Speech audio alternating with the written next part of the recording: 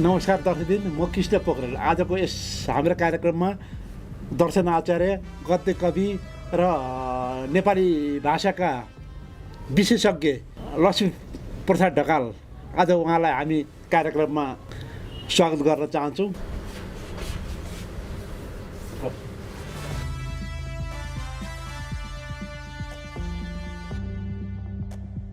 नमस्कार मास्टर साहब। नमस्कार। सन्चै हुनुहुन्छ? एकदम आरामसाई। हजुर त मास्टर साहब पनि हुनुहुन्छ क्यारे, होइन? एकदम। कति भयो मास्टर पेसामा लाग्नु भएको? यो शिक्षण पेसा लागेको चाहिँ हजुर आज 31 वर्ष भन्दा पनि फरक परेन, किनभने 30 वर्ष मैले बिताइसकेँ र यही गएको माघ महिनाबाट मेरो 31औं वर्षमा प्रवेश भयो। हजुर। त्यसैले 30 वर्ष कम्प्लिट, 31 वर्ष सुरुवात। अनि कुन विषय पढाउनुहुन्छ त? म नेपाली भाषा अहिलेसम्म मैले पढाएको नेपाली विषय हो। त्यसमा व्याकरण पनि पढाउँछु, बोध पनि पढाउँछु। बोध तथा अभिव्यक्ति भन्ने खण्ड हुन्छ र अर्को साहित्य खण्ड हुन्छ। 3 खण्ड हुन्छ, प्राय 3 खण्ड म पढाउँछु। अनि आज मैले हजुरलाई किन बोलाएको थाहा छ हजुरलाई? तपाईँले बोलाउनु भयो, मलाई पनि आउँ लाग्यो। सायद केही प्रश्न सोध्दै हुनुहुन्छ कि? आज हजुरलाई मैले 7वटा प्रश्न तयार पारेको छु। भन्नुहोस् न, जानेको त उत्तर दिइहाल्छु। जानेको उत्तर दिनु सक्नुहुन्छ त? किन नदिनु, उत्तर त दिनु परिहाल्छ नि त। अब मैले पहिलो प्रश्न चाहिँ हजुरलाई, अहिले बालबालिकाहरूले आफ्नो स्वार्थी पूर्ति गर्न हजुर आन्दोलनमा सहभागी गराइन्छ, यसमा तपाईँको धारणा के छ त? हो, यो हाम्रो देशमा नि यो राजनीतिले जरो गाडेको देश। हेर्नुहोस् है, हजुर, राजनीतिले शिक्षा क्षेत्रलाई पनि ध्वस्त पारेको देश। बालबालिकालाई आन्दोलनमा लानु हुँदैन, जुलुसमा लानु हुँदैन, कुनै राजनीतिक कार्यक्रममा सहभागी गराउनु हुँदैन, किनकि 18 वर्षभन्दा मुनिका बच्चाहरू भनेका नि बालबालिका यहाँ पर्छन्। क्या कानुन लाग्छ, तर आफ्नो राजनीतिक यात्रालाई निरन्तरता दिनका लागि र राजनीतिक एजेन्डा पुरा गर्नका लागि यो स्वार्थी समूहले स्कुलमा गएर विद्यार्थीहरूलाई एक किसिमको भ्रम ज्ञान दिएर, ताते खायौँ जली मरौँ जस्तो चाहिँ एउटा ज्ञान दिएर जुलुसमा लान चाहन्छन्, कार्यक्रममा लान चाहन्छन्। यो कानुन विपरीत छ र यो सरासर झुटको खेती पनि हो। मिल्दैन यसरी विद्यार्थीलाई आन्दोलनमा लानका लागि। यो लान खोज्ने तत्त्व चाहिँ को हो नि? होइन, लान खोज्ने त राजनीतिक स्वार्थकर्मीहरू छन् नि त हाम्रो देशमा त। विद्यार्थी सङ्गठनहरू छन् त, विद्यार्थी सङ्गठन त खारेज भइगयो। अब हेर्नुहोस्, अब नेपालमा विद्यार्थी सङ्गठन भन्नु नि एकादशीको कथा भन्नु मात्रै हो। हाम्रा छोरा नाति पनातिहरूलाई सुनाउने कुरा भनेको, किनभने भर्खरकै सरकारले, यो बालन सरकारले भनौँ न, अब सरकारले त चाहे त्यो कर्मचारीका छोराछोरी हुन् या शिक्षक सङ्गठनका छोराछोरी हुन् या चाहिँ राजनीतिक दलका सङ्गठनका छोराछोरी हुन्, अथवा सङ्गठनै खारेज भएपछि यसको अर्थ भएन। तर योभन्दा अगाडिका जति पनि सरकार चलाए नि, यिनीहरूले चाहिँ विद्यार्थी प्रयोग गरेर भातृ सङ्गठन मार्फत क्या, यो साह्रै गलत परम्परा थियो र गलत परम्पराको अन्त्य भयो। यसमा त हामीले ताली बजाउनै पर्छ नि त। खुसी हुनुहुन्छ? खुसी, एकदम खुसी। यो विद्यार्थी सङ्गठन खारेज भएको खुसी? विद्यार्थी मात्रै होइन नि त, विद्यार्थी मात्रै त भएकै छैन यहाँ। कर्मचारीका सङ्घ सङ्गठनदेखि थिएनन्, थिए नि त। ब्युरोक्रेसीले सताएको थियो कि थिएन? थियो नि त। अनि विद्यार्थीलाई मात्र दोष दिने ठाउँ पनि छैन। एकावटि ब्युरोक्रेसीले पनि सताइरहेकै थियो सङ्घ सङ्गठनले, भने अर्कातिर विद्यार्थी सङ्घ सङ्गठनले पनि एउटा सताइरहेको थियो नि जताततै। त्यसको जरेदेखि उन्मूलन भयो। यसमा राज्यले स्वागतयोग्य कार्य गर्यो नि भन्न चाहन्छु म त। अब हामी दोस्रो प्रश्नमा जाउँ, होइन? भन्नुहोस् न। विद्यार्थीहरूलाई गुणस्तरीय शिक्षाको नाममा चाहिँ सिपमूलक कार्यक्रममा किन सहभागी नगराएको यो काममा चाहिँ? हो, अब हाम्रो देशमा नि हेर्नुहोस् है, शिक्षा ऐन 2028 सालमा आएको हो। आजसम्म परिवर्तन भयो। यो देशको शासन सत्ता सञ्चालन गर्नको लागि यो देशमा संविधान 7 पटक परिवर्तन भइसक्यो। 2004 सालको संविधान हेर्नुहोस्, 2015 सालको संविधान हेर्नुहोस्, 2045-46 को संविधान हेर्नुहोस्, 2062-63 को संविधान हेर्नुहोस्, 2072 को संविधान हेर्दै जानुहोस् है तपाईँ। एउटा राज्य सञ्चालन गर्न एउटा संविधान 7औं पटक परिवर्तन भइसक्यो। तर शिक्षा ऐन कहिले चल्दैछ? 2028 को। 28 मा के कुरा उल्लेख गरिएको थिएन? गुणस्तरीय शिक्षा। तर गुणस्तरीय शिक्षाका नाममा सिपसँग जोडिएन नि, विद्यार्थीलाई उत्पादनसँग जोडिएन नि। जबसम्म विद्यार्थीलाई गुणस्तरीय शिक्षाका नाममा सिपसँग जोडिँदैन नि, जबसम्म उत्पादनसँग जोडिँदैन नि, त गुणस्तरीय शिक्षा उही भन्ने मात्रै हो, यथार्थमा वास्तवमा यो योभन्दा अगाडिको सरकारको पालामा चाहिँ शिक्षकहरू चाहिँ अब आन्दोलनमा आउनुभएको थियो हो उहाँहरूको मागमा चाहिँ यो विषयवस्तु समेटेको थियो कि थिएन? होइन विषयवस्तु त उहाँहरूले शिक्षासँग सिप चाहिँ जोड्नु भएन विद्यालय शिक्षा ऐन चाहिँ छिटो ल्याउनु पर्यो यो पुरानै ढर्राले चाहिँ हुँदैन भनेर उहाँहरूले पनि एउटा नयाँ सोच त ल्याउनु भएकै हो नल्याएको होइन तर विद्यार्थीलाई सिपसँग भन्ने कुरोको माग चाहिँ मैले पनि त्यहाँ देखिनँ तर म चाहिँ पहिलेदेखि के भन्दैछु भने विद्यार्थीलाई सिपसँग जोड्नुपर्छ तपाईँ ब्याचलर्स पास गर्नुभयो मास्टर डिग्री गर्नुभयो एमफिल गर्नुभयो पिएचडी गर्नुभयो घरमा फ्युज गरेर जोड्न आउँदैन क्या सर कुरो बुझ्नुभयो लुगा च्यातो सिलाउन आउँदैन क्या तपाईँलाई के पढ्नु भैँसीलाई दाम्रो छिनायो चाहिँ बाट्न आउँदैन क्या हामीलाई गाँठो बाह्र समेत आउँदैन नि हामीले कस्तो गुणस्तरीय शिक्षाका नाममा कस्तो शिक्षा चाहिँ अध्ययन गरिरहेका छौँ त र कस्ता विद्यार्थीहरू बजारमा हामीले उत्पादन गरिरहेका छौँ ती उत्पादन भएका विद्यार्थीले अनि कस्तो भविष्य निर्माण गर्छ पाठ्यक्रममा नभएर हो त यो एउटा कुरा तपाईँले अहिले चाहिँ राइट ठाउँमा आउनुभयो हाम्रो पाठ्यक्रमले हुन त म भर्खर पाठ्यक्रम विकास केन्द्रले मलाई पनि नेपाली भाषाको विशेषज्ञ भनेर चाहिँ भर्खरै 10-12 दिन भयो आज चयन गरेको छ आवाज उठाउने ठाउँमा मेरा पनि कुराहरू त उठलान् तर सर्वैसर्व म फेरि आफैमा होइन त पाठ्यक्रमले नि हाम्रो तपाईँलाई म हेर्नुहोस् है म एउटा इक्जाम्पल दिन्छु अहिले संसारमा सबैभन्दा राम्रो एजुकेसन भनेको फिनल्यान्डको एजुकेसन हो क्या हेर्नुहोस् है तपाईँलाई बुझाइदिन्छु म फिनल्यान्डमा जम्मा हप्ता 5 दिन पढाइ हुन्छ एउटा कुरा फिनल्यान्डमा जुन विद्यार्थीलाई 1 credit hour 2 credit hour 3 credit hour भन्दा माथि कोर्स हुँदैन त्यहाँ पनि 2 तहको स्कुल छ भनौँ न हाम्रो आधारभूत र माध्यमिक भने जस्तो उनीहरूको पनि पूर्व माध्यमिक र उच्च माध्यमिक के भन्छ त्यहाँ अब हेर्नुहोस् है त्यहाँको बच्चाले नि तपाईँको एउटा क्लासमा 20 देखि 25 जनाभन्दा बढी हुँदैन एक दोस्रो हरेक 45 मिनटको क्लास पछाडि 15 मिनट ग्यापिङ हुन्छ दुईटा क्लास बाइदो खप्री गयो भने पनि 60 मिनट के पाउँछ उसले 15-30 मिनट एक्स्ट्रा समय पाइदियो एउटा विद्यार्थीले एउटा पिरियड पढिसकेपछि अर्को पिरियड पढ्नको लागि नि खाली माइन्ड गराउनको लागि 15 मिनट ग्याप राख्छ क्या हेर्नुहोस् है आफै लुगा धुन सिकाउँछ आफै खाना खान सिकाउँछ आफै फ्युज फेर्न सिकाउँछ एक कक्षा पढ्ने बच्चालाई ड्रिल गर्छ सर हेर्नुहोस् त हामीलाई अहिलेसम्म ड्रिल गर्न तपाईँलाई ड्रिल गर्न आउँदैन मलाई ड्रिल गर्न आउँदैन सायद उहाँलाई पनि ड्रिल गर्न आउँदैन तर त्यहाँको एक कक्षा पढ्ने बच्चाले के गर्छ ड्रिल गरिदिन्छ क्या भने यो हामीसँग चाहिँ सिपसँग जोडिएको एजुकेसन छैन हाम्रो पाठ्यक्रमै छैन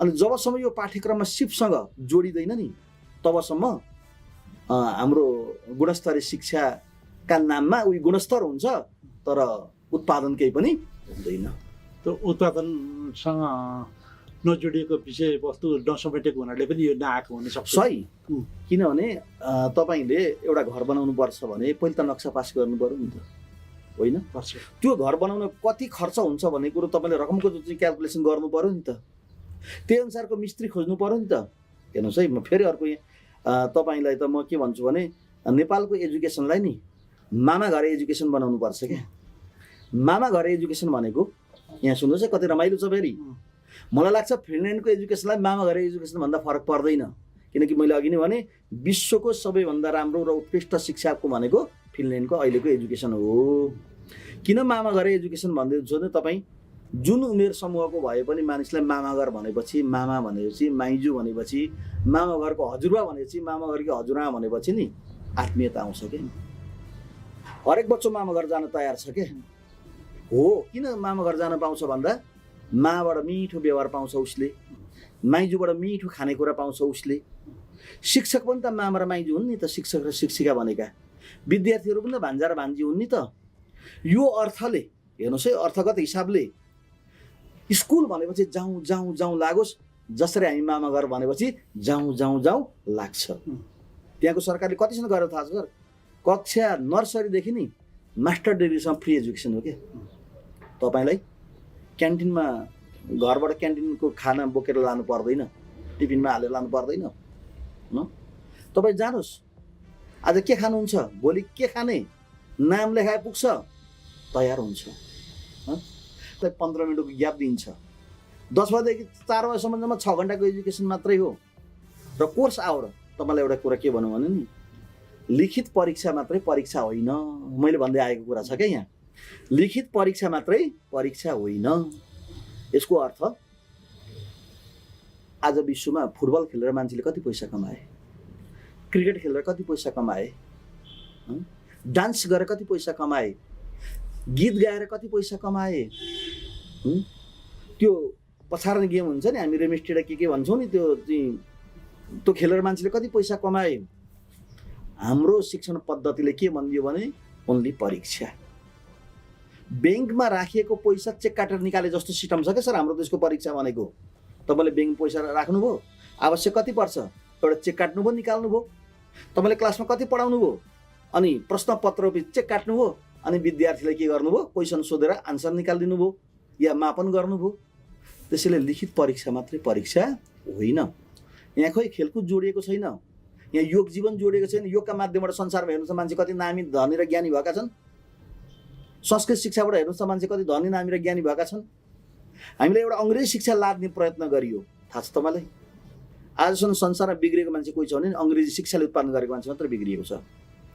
संस्कृत शिक्षाबाट उत्पादन भएको मान्छे बिग्रिएको छैन। आध्यात्मिक चेतनाबाट उत्पादन भएको मान्छे आजसम्म समाजमा सोसाइटीमा बिग्रिएको छैन। बिग्रिएको अङ्ग्रेजी शिक्षा उत्पादन गरेको प्रोडक्सन जुन छ नि त्यो चाहिँ बिग्रेको देखिन्छ। पहिले तपाईँ हामी स्कुल पढ्ने जाँदाखेरि त हामीले यो विषय चाहिँ हामीले शारीरिक शिक्षामा पाउँथ्यौँ होइन? हजुर। अहिले यो शारीरिक शिक्षा चाहिँ हटाएको हुनाले चाहिँ अलि यो विषयवस्तु चाहिँ पछाडि परेको हो कि? शारीरिक शिक्षा मात्रै हो त? शारीरिक शिक्षा हटो, इतिहास हटो, नैतिक शिक्षा हटो। यो हाम्रो देश त नि सर 80 वर्षको बाउले 60 वर्षको छोरालाई अर्थी उपदेश दिने देश हो क्या? खै नैतिक शिक्षा छ हामीसँग?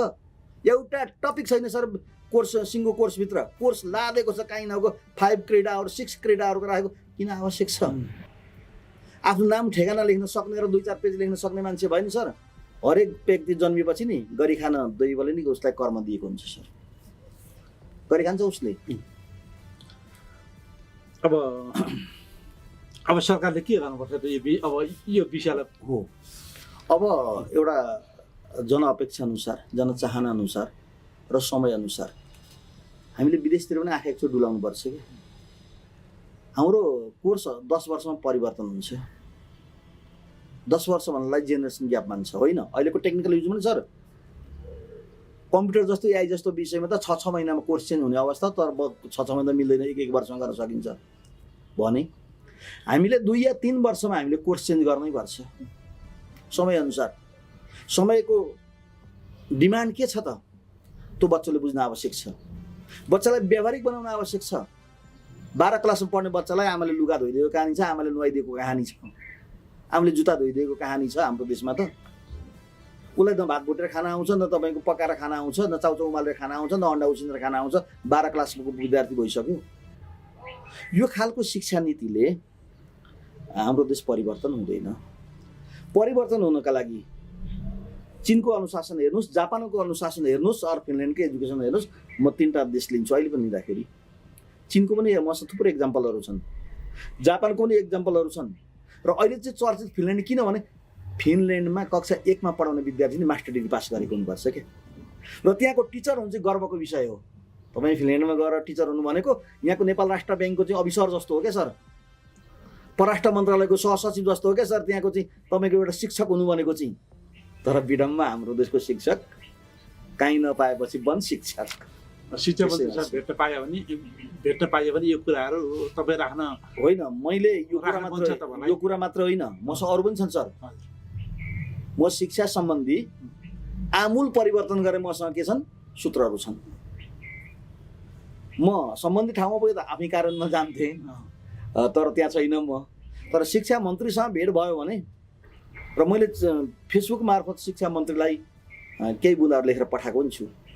जस्तै अहिले तपाईँको कक्षा 10 मा जुन हाम्रो परीक्षा हुन्छ, अब भोलि पर्सि रिजल्ट कहिले पनि आउँदैछ, यसपालि त 45 दिनभित्र आउँदैछ होइन भने त्यो 10 कक्षाको परीक्षा पनि खारेज गर्नुपर्छ भन्ने टिचर चाहिँ हो क्या म सर।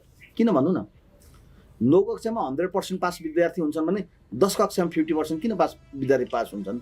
11 फेरि 100% पास हुन्छन् भने 12 मा किन 50% पास हुन्छन्? यसको अर्थ बुझ्नुभएको छ नि? हजुरसँग तपाईँले पढाएको विद्यार्थी मैले मापन गर्न पाउनुपर्छ क्या सर। मैले पढाएको विद्यार्थी चिन्दै नचिनेको मास्टरले पढाएपछि विद्यार्थी पास हुन्छ? यो पनि हाम्रो देशको कमजोरी हो सर। आफूले उत्पादन गरेर पढाएको विद्यार्थी नि सर आफूले मापन गर्न पाउनुपर्छ। हजुरसँग यत्रो लामो अनुभव छ अनि एकचोटि शिक्षा मन्त्रीसँग भेटेर यो कुरालाई अब अगाडि बढाउनु राम्रो हुन्थ्यो नि त। ढिलो भयो नि त, अब ढिलो भयो। जति ढिलो भयो शिक्षा नीति उति कमजोर हुँदै जान्छ। ठिक छ, हजुरले पनि सम्पर्क गराइदिनु होला, मिलाइदिनु होला। शिक्षा मन्त्रालयमा गएर शिक्षा मन्त्रीसँग म घन्टौँ टेबल टक गर्न तयार छु। शिक्षालाई कसरी परिवर्तन गर्न सकिन्छ। सधैँ तपाईँले पढेको पनि म्याथमा जानु भने A-B को whole square is A square minus twice A plus B square आज कहाँ काम लाग्यो? एकछिन नेपालीमा पढायो भने राम खाल्डोमा खस्यो कुन कालो कहाँ काम लाग्यो? पहिले हामीले बीजगणितमा पढ्थ्यौँ होइन? हो, बीजगणित समय अनुसार पाठ्यक्रम चेन्ज गर्नुपर्छ। आज यो छैन जस्तो लाग्छ कि कहीँ यो कतै नसुनेको हुनाले चाहिँ यो चाहिँ छैन जस्तो लागिरहेको छ कि मलाई चाहिँ। छ यो A square plus B square किन नहुनु त? यो नहुँदा म्याथै पढाइ हुँदैन नेपाल आजका दिनसम्म। त्यसैले गर्दाखेरि न यो सूत्र कहीँ काम लाग्छ। अनि यस्तो खालको एउटा लथालिङ्गे सिस्टमको एजुकेसनले नि सर, किनभने देशको विकास गर नि सबैभन्दा पहिलो लगानी भनेको शिक्षामा हुनुपर्छ। यहाँ हेर्नुहोस्, तपाईँलाई सिम्पल इक्जाम्पल दिन्छु। तपाईँले शिक्षामा लगानी गर्नुभएको, आफ्नो शरीर जीवनमा शिक्षा लगानी गर्नुभएको नाताले काठमाडौँमा 3 आना जग्गा किनेर 3 तले 2 तले घर बनाए पनि तपाईँको लाइफ स्टाइल र यी भक्तपुरमा 10 रोपनी जग्गा छ, उसले पढेको केही पनि छैन, उसले चाहिँ बाँच्नका लागि भार बोकेको जिन्दगी हेर्दाखेरि उसको लाइफ स्टाइल भनेको आकाश पाताल फरक हुन्छ। त्यसैले जबसम्म राज्यले शिक्षामा 100% लगानी गर्दैन, 100% भनेको कति हो भन्नुलाई फेरि धेर छैन। नेपालको शिक्षा नीति अनुसार 20% राज्यको बजेट छुट्यायो भने नि फिनल्यान्डको एजुकेसन बन्छ। 20% मात्र। सुरुवात गरौँ न, अहिले जम्मा 11% मात्रै लागू गरेको छ गत वर्ष। सुरुवात त अब नेपाल सरकारले हामीले यस्ता कुरा चाहिँ गर्न सक्छौँ नि त, यस्ता तर्क गर्न सक्छौँ। यी हाम्रा भोइसहरू चाहिँ उहाँ पुग्न हामी चाहन्छौँ। अब म अर्को प्रश्नमा प्रश्नमा जानु न। नेपालमा 7 प्रदेशमा अटिजम विद्यालय खोल्ने कार्यक्रम त ल्यायो, तर प्रतिभा भएका विद्यार्थीहरूलाई आविष्कार विद्यालय खोल्नुपर्छ कि पर्दैन? यसले त्यसको आर्थिक विकासमा कसरी सकारात्मक सन्देश दिन्छ? राम्रो क्वेसन ल्याउनु है। यो देशमा तपाईँलाई थाहा छ 1000 बालबालिका इजिकल टु 3 जना मतलब बालबालिकाहरू अटिजमबाट ग्रस्त छन्। अटिजम भनेको हामी जस्तो स्वतःस्फूर्त स्वस्थ व्यक्ति होइन, यसरी बुझ्नुहोस् तपाईँ। त्यसलाई राज्यले यो एजमा आएर यो सिचुएसनमा आएर चाहिँ 7 प्रदेशमा 7 वटा अटिजम विद्यालय खोल्ने र ती बालबच्चाहरूलाई शिक्षित बनाउने, भोलि तिनलाई देशको आधार स्तम्भ बनाउने जुन परिकल्पना गरेको छ, यो स्वागत योग्य कुरा हो। तर राज्यले यति राम्रो काम गर्दा गर्दै नि अर्को राम्रो काम चाहिँ गर्न बिर्सेको छ। हेर्नुहोस् है, तपाईँ मेची टु महाकालीमा हामीसँग त जम्मा 35-36 हजार चाहिँ संस्थागत र के भन्छ सरकारी विद्यालय गरी त्यति विद्यालयहरू छन्। प्रत्येक विद्यालयमा एउटा न एउटा विद्यार्थी आविष्कारक छ है सर।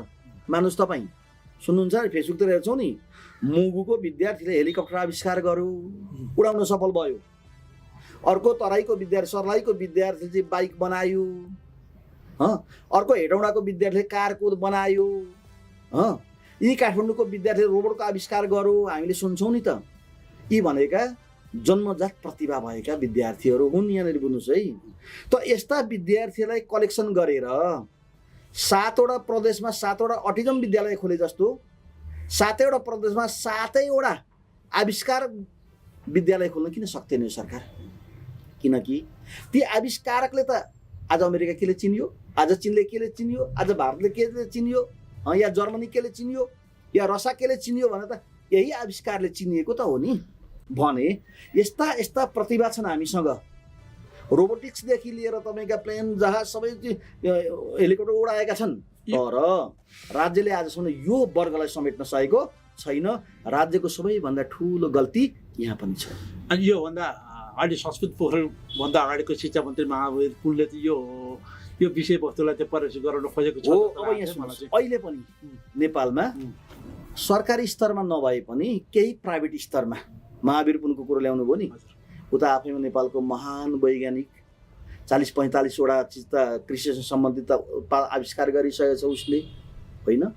र केही क्षमतावान विद्यार्थीहरू उसको कारखानामा गएर आविष्कार केन्द्रमा गएर होइन परीक्षण त गर्छन् तर त्यतिले मात्रै पुग्दैन क्या सर। उता एउटा व्यक्तिगत लगानी हो नि त, प्राइभेट सेक्टरको लगानी, उसले पैसा पनि लिँदैन, नलेज दिन्छ तर राज्यले नि लगानी गरेर यस्ता विद्यार्थी एउटा स्कुलबाट एकजना मात्रै ट्यालेन्टेड त्यस्तो विद्यार्थी आविष्कारक विद्यार्थी निकाल्दा पनि कति 28,000 7,000 कति 35-36 हजार विद्यालयबाट एकजना विद्यार्थी यसरी आउँदा पनि 35-36 हजार विद्यार्थी हामी आविष्कारक छन् कि सर। तथ्याङ्कले यसरी बताउँछ, कुरो बुझ्नु भएन।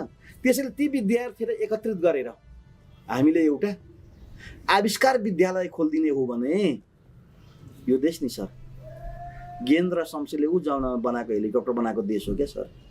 ऊ जमानामा जहाँ शिक्षै थिएन त्यतिले पनि हेलिकप्टर बनाएर उडाएको देश हो कि सर। त्यसैले राज्यले यता पनि ध्यान दिनुपर्छ। अटिजमलाई मात्र होइन, अटिजमको स्वागत योग्य कुरो छ। अटिजमका साथसाथै आविष्कार विद्यालय या आविष्कारक विद्यालय या प्रतिभा विद्यालय जे नाम त जे दिन पनि सकिन्छ नि, यो पनि 7वटा प्रदेशमा खोल्न आवश्यक छ। यो मेरो व्यक्तिगत धारणा हो, तर मेरो व्यक्तिगत धारणा राष्ट्रिय धारणा हो। फेरि मैले मेरो व्यक्तिगत कुराका लागि केही पनि यहाँ आवाज उठाएको छैन, उठाउँदैछु। समग्र मेचिटु महाकालीको नेपाली जनताको कुरो आवाज उठाइरहेको छु। अब अर्को प्रश्नमा जाउँ। भन्नु न, के देशको अर्थतन्त्र विकासको लागि फिनल्यान्डको जस्तो शिक्षा नीति आवश्यक छ त हो? 100%। अब यो नेपालले मात्र होइन, संसारले सिक्ने कुरो नि यही हो। विश्वमा त 200 भन्दा बढी देश छन् नि, 200 बढी देशले सिकुन्, त्यसमा नेपाल पनि परोस् के। अब शिक्षा नीतिलाई व्यापक रूपमा परिवर्तन गर्छु भनेर अब आउनु भएको छ नयाँ शिक्षा मन्त्रीज्यू होइन। तपाईँको यो योजना पनि त प्रवेश होला। तर मलाई लाग्छ अब यो विद्यालय शिक्षा ऐन आउँदैछ, शिक्षा नियमले पनि परिवर्तन हुँदैछ। आशा गरौँ होइन, आशा गरे अनुसार आयो भने भव्य स्वागत गरौँ, आशा गरे अनुसार आएन भने त फेरि दबाब दिनुपर्ने हुन्छ हामीले। तर जहाँसम्म लाग्छ यति चेतनता उनीहरूमा पनि हुनुपर्ने हो, सत्तामा बस्ने सरकारमा बस्ने सब पनि हुनुपर्ने हो जस्तो मलाई लाग्छ है। अब तपाईँ आफैमा दर्शनाचार्य, तपाईँ आफैमा गत कवि, तपाईँ आफैमा पाठ्यक्रम विकास केन्द्रको नेपाली विषयको विशेषज्ञ र 30 वर्ष लामो इतिहासमा शिक्षा सुधार नगरी अर्थतन्त्रको सुधार हुँदैन, यस विषयमा प्रकाश पारिदिनुहुन्छ कि भन्ने चाहिँ मलाई चाहिँ मैले अघि पनि बिचमा मैले एउटा वाक्य त ल्याइसकेँ। शिक्षामा लगानी नगरिकन नि एउटा गरिबको छोरालाई तपाईँ पढाउनुहोस् क्या, तपाईँले घडेरी किन्नु पर्दैन, घर बनाउनु पर्दैन, तपाईँले उसलाई कार किन्नु पर्दैन। उसको पौरखले घडेरी पनि किन्छ, 4 तले घर पनि बनाउँछ, कार पनि किन्छ, उसकै छोराछोरीलाई फेरि त्यसै गरी मजाले पढाउँछ। केले गर्दा? शिक्षाले गर्दा। तर यदि शिक्षामा लगानी नगरेर आफ्नै बाबुआमाले पनि घडेरी किन्नुतिर 36% ब्याजतिर लाउन छोड्यो भने त छोराछोरी पटामुर्ख भन्दा अरू केही पनि हुँदैन, उत्पादन केही पनि हुँदैन। तर जब राज्यले शिक्षा नै पहिलो आधार हो, शिक्षा भनेकै मुटु हो शरीरको भनेर लगानी गर्छ भने सर यो देश फेरि नि प्रकृतिको त अनुपम देश हो, ऋषि मुनिहरूको तपोभूमि हो, देवताले राज गरेको भूमि हो क्या सर विश्वमा। इतिहासहरू भन्दा नि यो त देवभूमि हो, तपोभूमि हो, क्रीडा भूमि हो। यहाँ त देवताको राज पाइदै पछि हामी त देवतासँग का सन्तानका रूपमा जन्मेर हुर्केका छौँ नि त। कक्षा कोठामा चाहिँ हजुरले विद्यार्थीलाई यो विषय पढाउनु भएको छ, ज्ञान दिनु भएको छ? होइन, म त धेरै कुरा दिन्छु सर। म देश विदेश संस्कृतिका कुराहरू, चाडपर्वका हामीसँग कुराहरू छन्, धर्मका कुराहरू छन्। यस्तो प्रसङ्ग आउँदाखेरि नि आउट अफ नलेज दिनेमा म अरू पनि साथीहरूले दिनुहुन्छ होला, तर पनि म अरू साथी भन्दा पनि बढी पनि दिन्छु जस्तो चाहिँ लाग्छ मलाई। किनभने यो कक्षा 9 मा, कक्षा 10 मा, कक्षा 11 मा, कक्षा 12 मा पढेका बच्चा के हुन्छन् भने झोला बोको घरमा जाऊ अनि होमवर्क गरेर आऊ अनि क्लासमा बस अनि त्यहाँभन्दा दायाँ बायाँ केही पनि हुँदैन उनीहरूको। अनि त्यो होमवर्क गरिसकेपछि घरमा विद्यार्थीहरू पढ्नुमा भन्दा पनि यो मोबाइलमा व्यस्त हुन्छन् कि त्यो मोबाइलमा पनि उनीहरू के पढेर बसिरहेको हुन्छ कि यसो म चाहिँ के भन्छु भने नि अहिले भनेको त्यो अनलाइनको युग हो, सारा कुरा अनलाइनमा पाइन्छ। तपाईँको व्यापार अनलाइनमा छ, तपाईँको मेडिकल शिक्षा अनलाइनमा छ, तपाईँको इन्जिनियरिङ शिक्षा अनलाइनमा छ। अहिले त एआई भन्ने अर्को आएको छ। हजुर, सारा प्रश्नको आन्सर पनि एआईले दिन्छ। त्यसैले अभिभावकले चाहिँ के कुरामा ख्याल गर्नुपर्छ भने यो सम्बन्धित विषय छ कि अन्यत्र छ भन्ने कुरा चाहिँ अभिभावकले पनि हेर्नुपर्छ। यदि अभिभावकको आँखै अगाडि उसले चाहिँ गलत काम गर्छ भने त प्रतिबन्ध पनि गर्नुपर्छ। अभिभावक भनेको दोस्रो मास्टर हो। एकदम एकदम एकदम म त भन्छु पहिलो मास्टर हो। पहिलो मास्टर हो, किनभने आमाको काख नै उसको पहिलो शिक्षा हुन्छ संसारमै, यहाँ मात्रै होइन है। पहिलो त अभिभावकै हुन्छ, शिक्षक भनेको दोस्रो अभिभावक पर्छ क्या जहिले पनि। त्यसैले म मोबाइल प्रतिबन्ध गर्नुपर्छ भन्ने विषयको मान्छे होइन, किनकि सारा नलेज, आज संसारको नलेज, आज संसारको व्यापार, कुरो बुझ्नु भएन, आज संसारको आइडिया चाल पाउने भनेको चाहिँ अनलाइन हो क्या। तर युज गर्नु र मिसयुज गर्नु फेरि फरक छ है। छोराछोरी मिसयुज गर्दैछ कि छैन भन्ने कुरो चाहिँ अभिभावकले ख्याल गर्नुपर्छ र आफ्नै अगाडि युज गर्न दिएर। जस्तै छोराछोरीको एसएलसीको जाँच आएको छ भने बाउमा पर हुँदैन, नजिक बसिदिनुपर्छ क्या, फ्रेन्डली व्यवहार हुनुपर्छ। परीक्षा भनेको तर्सिने विषय होइन क्या, मामा घर गए जस्तो हुनुपर्छ। मैले अहिले भनिनँ, मामा घरै एजुकेसन जबसम्म आउँदैन नि, हामी कहिलेकाहीँ दसैँतिर घर जाँदाखेरि म पढेको स्कुल भनेर जानुहुन्छ नि रहरले हेर्न, हो बच्चा डेली आज उज्यालो भयो म कतिखेर स्कुल जाउँ भन्ने इन्भाइरोमेन्ट हुनुपर्छ। त्यो खालको पाठ्यक्रम पनि हुनुपर्छ, त्यो खालका शिक्षक शिक्षिका पनि हुनुपर्छ, त्यो खालको म्यानेजमेन्ट पनि हुनुपर्छ। यति भयो भने नेपालको शिक्षा हेर्नुहोस् सुधार्न धेरै बेर लाग्छ। अब प्रसङ्ग बदलौँ। अनि हजुरहरूले शिक्षाको विषयमा चाहिँ विद्यार्थीहरूलाई चाहिँ अब आन्दोलनमा जानु हुँदैन, तोडफोड गर्नु हुँदैन, व्यापारीहरूलाई दुःख दिनु हुँदैन भनेर पढाउनुहुन्न? सर यो त के कुरो सोध्नु भएको तपाईँले? कुनै पनि शिक्षकले आन्दोलनमा जा भन्छ त भन्दै अनि किन जान्छन् त उनीहरू आन्दोलनमा? होइन, शिक्षाको कमी भएर होला नि। उनीहरू किन जान्छन् भने नि एउटा हुइम हुन्छ नि, हुइम, एउटा हुइमका कारणले पनि जान्छन्। अर्का स्कुल कलेजबाट निक्लिसकेपछि त उनीहरूको सङ्गत कता छ भन्ने कुरा हामीलाई पनि थाहा हुँदैन कि सर। जस्तै अस्तिकै विषयमा तपाईँले सोध्नुभयो होला, भदौ 23 र 24कै विषयमा सोध्नुभएको होला होइन। अघि नै मैले भने नि वास्तवमा 18 वर्षभन्दा मुनिका बालबालिका त नाबालक हुन्। अन्तर्राष्ट्रिय मापदण्ड पनि यही हो, नेपाली मापदण्ड पनि यही हो। उनीहरूलाई त तपाईँको आन्दोलनमा लानु, जुलुसमा लानु गई कानुनी काम हो नि त। अब कसैले गलत काम गर्छ भने त गलत काम गर्नलाई त सजाय होला, त्यो आफ्नो ठाउँमा छ। अब हामीले त जाऊ भनेर त्यसरी भन्नु मिल्दैन सर। कुनै एङ्गलबाट षटकोणको एङ्गलबाट हेर्नु भन्यो भने षटकोण 6वटा कोण हुन्छन् नि, त्यो एङ्गलबाट हेर्नुभयो भने पनि तपाईँले शिक्षकले, बुवा आमाले जाऊ छोराछोरी आन्दोलनमा, शिक्षकले जाऊ विद्यार्थी आन्दोलनमा, कसैले भन्दैन सर। यो सोध्ने क्वेसनै होइन सर यो। होइन, प्राय व्यापारीहरू के भन्छन् भनेदेखि हामी कहाँ चन्दा माग्न विद्यार्थीहरू आउँछन्, ए होइन आक्रमण गर्न आउँछन्। तपाईँले गरेको चाहिँ यो कुरो, तपाईँले गरेको चाहिँ के कुरो भने हामीसँग त अब 25-26वटा युनिभर्सिटी भइसके। सबभन्दा नाम चलेको त एउटा संस्कृत विश्वविद्यालय, अर्को त्रिभुवन विश्वविद्यालय, तपाईँले सुनेको छ, मैले पनि सुनेको छ। हामी त तीको उत्पादन पनि हौँ। तर अहिले गएर त 25-26वटा युनिभर्सिटी भइसके। त्यो हरेक युनिभर्सिटीमा के थियो भने राजनीतिक दलका भातृ सङ्गठन, अहिले झोले सङ्गठन पनि भन्छन् नि, अब हामी त्यसरी पनि नबोलौँ होइन। भातृ सङ्गठनहरूले चाहिँ के गर्थे भन्दाखेरि एउटा समूह बन्यो, अनि एउटा नेताको आडमा बसेर ल तँ धनी मान्छे छ, त्यसबाट पैसा दुध, तँलाई आदि मलाई आदि, यस्तो खालको एउटा कन्सेप्ट कसैले दिन्थ्यो। कसैले चाहिँ त्यस्तो धम्क्याएर पैसा पनि माग्थ्यो। त्यो केही समय अघिको कुरो हो। मलाई लाग्छ अब यो सङ्घ सङ्गठन जति पनि खारेज भइसक्यो नि, अब विद्यार्थीले त्यसरी मलाई माग्छ जस्तो लाग्दैन। मागे भने पनि तिनीहरू कानुनी दायरामा आउँछन्। हिजो नेताले संरक्षण गर्थ्यो, आज नेताले संरक्षण गर्दैन र गर्ने ठाउँ पनि छैन। त्यसैले अब त्यही विषयमा हामीले टाउको दुखाइरहनु पर्ने आवश्यक पनि छैन, किनकि समय परिवर्तन भइसक्यो। परिवर्तन सँगसँगै दलहरूसँग खारेजहरू भइसके, दलका भातृ सङ्गठन खारेजहरू भइसके। त्यसैले यसो शङ्का उपशङ्का गर्न आवश्यक छ जस्तो मलाई आशै लागेन। अब भोलि विद्यार्थीहरूले पढेर आफ्नो लक्ष्यमा जान सक्नुहुन्न भने त भोलि उनीहरूले पनि व्यापार गरेरै खानुपर्ने अवस्था आउँछ होइन। एउटा काम गर्नु पर्यो, एउटा काम त उनीहरूले गरेर भविष्य बनाउनुपर्छ उनीहरूले। अनि भोलि व्यापारै गरेर भए पनि विद्यार्थीले आफ्नो भविष्य निर्माण गर्नुपर्छ। हामीले चाहिँ जन्मिसकेपछि नि हरेक मान्छेले कर्म आफै लेखेर ल्याएको हुन्छ क्या, कुरो बुझ्नु भएन? त्यो त गर्छ सबैले, आर्थिक विकास त गर्छ, आफ्नो व्यक्तिगत जीवनमा गर्छ सबैले, हाम्रो भन्दा बढी गर्छ।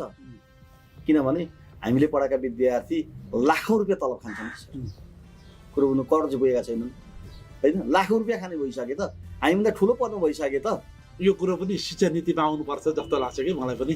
अब हरेक मान्छेले त गरी खाने आधार आफ्नो हुन्छ सर, होइन? शिक्षा नीतिले त्यसलाई के भन्ला र, किनकि ऊ सक्षम छ भने राम्रै पदमा पुग्छ, असक्षम छ भने ऊ खाडी राष्ट्रतिर हानिन्छ, होइन?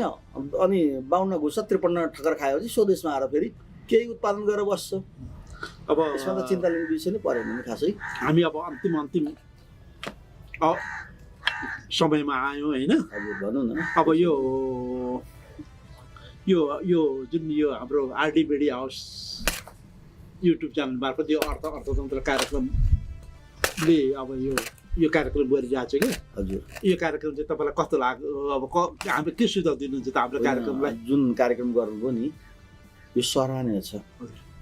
जताबाट भए पनि जसरी भए पनि चेतना अभिवृद्धि गर्ने काम हो क्या यो। अघि तपाईँलाई अनलाइनको जमाना भनेको थिएँ नि मैले, यो पनि अनलाइनको जमाना हो नि।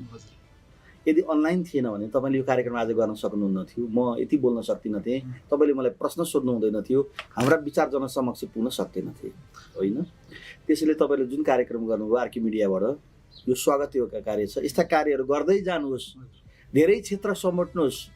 म यही मिडिया मार्फत तपाईँहरूलाई सफलताको शुभकामना दिन चाहन्छु। आगामी कार्यक्रममा यस्ता प्रतिभाशाली व्यक्तिहरूलाई ल्याएर तपाईँले, होइन? किनकि मान्छे सबै क्षेत्रको विज्ञ हुँदैन, फेरि एक क्षेत्रको विज्ञ हुन्छ मान्छे, एउटै मान्छे नि सर्वज्ञ हुँदैन क्या, सबै क्षेत्रको विज्ञ हुँदैन, एक क्षेत्रको विज्ञ हुन्छ। क्षेत्रगत हिसाबले तपाईँहरूले एउटा चेतनामूलक सन्देश दिने खालको व्यक्तिलाई निम्त्याएर प्रश्न सोधेर, होइन, उत्तर मागेर जनसमक्ष पुर्याउन सक्नुहुन्छ। यसमा यो मिडियालाई मेरो तर्फबाट, यो मिडिया सञ्चालन गर्ने साथीहरूलाई मेरो तर्फबाट धेरै धेरै बधाई तथा शुभकामना। अन्तिममा अबको युवा पुस्तालाई के भन्न चाहनुहुन्छ? त यो अन्तिम प्रश्न है तपाईँलाई मेरो। यो युवा पुस्ताले सही मार्ग हिँड्नुपर्छ, नम्बर 1। नम्बर 2 अनुशासित हुनुपर्छ युवा पुस्ता है। नम्बर 2 आफ्नो लक्ष्य और उद्देश्यमा पुग्न तत्पर हुनुपर्छ। कसैको के भन्छ बहकाउमा लाग्नु हुँदैन र जसले जे भन्यो त्यही पनि मान्नु हुँदैन, किनकि समय खराब छ अहिले। कुन सत्य कुरो कुन असत्य कुरो छुट्याउन सक्नु पर्छ। र अहिलेका युवाहरू जो देश परिवर्तन गर्न हिँडेका छन्, अहिलेको तपाईँले सरकारमै हेर्नुपर्ने धेरै सो युवा पाउनुहुन्छ नि। यो सरकारमा भएका युवाहरूलाई पनि म के भन्छु भने, देश हाम्रो, यो विदेशीले आएर बनाइदिँदैन। तिम्रो घरको आँगन आफैले बढार्नुपर्छ, तिम्रो सुत्ने बेड आफैले तन्ना कस्नुपर्छ, तिम्रो भान्सा आफैले सफा गर्नुपर्छ। हो यो खालको इन्भाइरोमेन्ट तपाईँहरूले खडा गर्नुहोस्। किनकि भौगोलिक हिसाबमा विश्वमा नेपाल 0.05 को भूगोल हो, थोरै क्या। आँखाको नानी भन्दा पनि सानो हाम्रो शरीर जत्रो छ त्यो विश्व भयो, आँखाको नानी भन्दा सानो चाहिँ हाम्रो भूगोल भयो। तर हेर्नुहोस् त विश्वका टप 10 होइन, अहिले त टप 15मा 13 चाहिँ प्रकृति दिएको उपहार हामीसँग छ क्या। हिमालहरूका विषयमा हामीसँग समुद्र छैन, तर नदीका विषयमा, तालका विषयमा, जङ्गलका विषयमा हेर्नुहोस् त कति रोचक छन् हामीसँग। प्रकृतिले हामीलाई सुगन्धमय भूगोल दिएको थियो, तर गतिलो नेता नपर हाम्रो देश चाहिँ दुर्गन्धमय हुन पुग्यो क्या, कहाली लाग्दो। आज एउटा सानो कुरो बताएँ तपाईँलाई फेरि मैले। भर्खर यो सरकारले अबको 5 वर्षभित्रमा प्रति व्यक्ति इन्कम भनेको $3000 पुर्याउने भन्ने ल्यायो नि। तपाईँलाई थाहा छ अमेरिकाको एक व्यक्तिको प्रति व्यक्ति इन्कम कति हो? 60,000। अस्ट्रेलियाको कति हो? 78,000। क्यानाडाको कति हो? 45,000 प्रति व्यक्ति इन्कम सर। हाम्रो कति? अब 5 वर्षपछि 3,000। अहिले कति? 1,500 मात्रै छ सर हाम्रो। 1,500 को लाइफ स्टाइलमा तपाईँ हामी बाँचिरहेका छौँ। यहाँ जत्रा घर बनाए पनि, जत्रो गाडी चढ हिँडे पनि। अहिले मैले कति भने हेर्नुहोस् त, अमेरिकाको $60,000 तो पनि, अस्ट्रेलियाको $79,000 हेर्नुहोस् प्रति व्यक्ति इन्कम। $45,000 चाहिँ कसको? क्यानाडाको हेर्नुहोस्। अनि नेपालको अर्थतन्त्र हेर्नुहोस् त, अहिले हामी 1,545 कि 46 रुपियाँमा वार्षिक इन्कममा बाँचिरहेका छौँ भने अबको सरकारले आर्थिक विकासमा त्यो पनि बुलेट ट्रेनको गतिमा विकास गर्दाखेरि $3,000 पुग्दैछ। बल्ल हुनेवाला छ, भइगएको छैन। अरू 5 वर्ष लाग्छ। जलस्रोतको धनी देश होइन। 20,000 मेगावाट जलविद्युत उत्पादन गर्दाखेरि नि सर नेपाली पैसा नेपाली डलर उत्पादन हुन्छ क्या यो देशमा। आज अमेरिकन डलर सुन्नुभएको छ, युरोपियन डलर भन्नुहुन्छ तपाईँ, अस्ट्रेलियन डलर भन्नुहुन्छ तपाईँ। नेपाली डलर त नेपाली सुन्न पाएका छैनन् नि। मात्र 20,000 मेगावाट जलविद्युत उत्पादन गर्ने हो भने तपाईँहरूको लाइफस्टाइल, तपाईँ बाइक होइन कारमा हिँड्नुहुन्छ। तपाईँको 2 तले घर होइनन्, गगनचुम्बी घरहरू तपाईँका खडा हुन्छन्। तपाईँ खाना खान सामान्य होटलमा 5 स्टारमा जानुहुन्छ तपाईँ। आज एउटा विदेशी नागरिक इजी ल्याएर 5 स्टार होटलमा बस्छ। किन त? उसको लाइफस्टाइल हेर्नुहोस् त कति छ, पर क्यापिटल इन्कम भन्छ नि कति छ। मैले 60 को इक्जाम्पल दिएँ, 79,000 को डाटा दिएँ तपाईँले, 45,000 को डाटा दिइसकेँ तपाईँलाई। अनि हामी 2 रात 5 स्टार होटलमा गएर बस्यौँ भनेर नै बाउको अंश सबै सकिन्छ सर। यो स्थिति छ क्या आजको देशमा। हामी सक्छौँ 5 स्टारमा गएर 2 रात हामी काट्न सक्छौँ न, हाम्रो पुँजी नै छैन नि त। तर उनीहरू आएर हामीले सामान्य 100 रुपियाँतिर खाना खाए स्टाइलले उनीहरू 5 स्टारमा बसेर जान्छन् त। के हो यसको कारणको पछाडि के छ भन्दा आर्थिक पक्ष कति सबल र प्रबल छ भन्ने कुरो देखिन्छ कि सर यहाँबाट। त्यसै हुनाले देश त ध्वस्तै भएको हुन्छ सर। हाम्रो प्रकृतिले हामीलाई दिए पनि हामीलाई गतिला नेता परेनन् क्या, कहिल्यै पनि परेनन्। त्यसैले अब एउटा सानो आश अहिलेको सरकारसँग छ। यो सरकारले पनि केही गर्न सकेन भने नि सर तपाईँ हामी बनारसतिर लागेर हरे राम हरे कृष्ण ओम नमः शिवाय या ओम नमो भगवते वासुदेवाय यो भन्नुभन्दा अर्को विकल्प केही पनि छैन। अब आशा गरौँ यो सरकारले हाम्रो लाइफस्टाइल परिवर्तन गर्न सकोस्। हामी यो अपेक्षा गर्दै आजको कार्यक्रमबाट हामी अब बिदा हुन्छौँ।